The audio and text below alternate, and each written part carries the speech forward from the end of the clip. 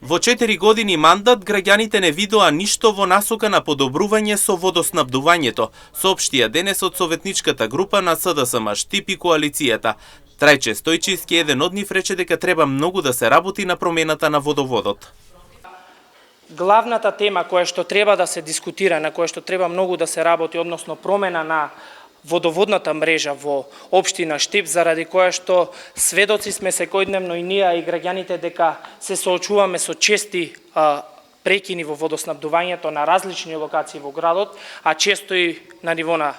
цела општина Штип се трга сосема настрана. Во изминатите 4 години јавното предпријатие ИСАР имаше промена на неколку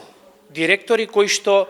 на кои што главно ветување им беше дека ќе работат активно на тоа да се подобрат услугите на ова јавно предпријатие кон граѓаните, односно подобра хигиена во градот, подобро водоснабдување до граѓаните, она што е всушност работата на јавното предпријатие. Еве веќе 4-та година, крај на мандат на една локална власт, ние не видовме ништо во таа насока, напротив, како што кажав, се соочуваме со чести секојдневни и најчесто ненајавени прекини во водоснабдувањето.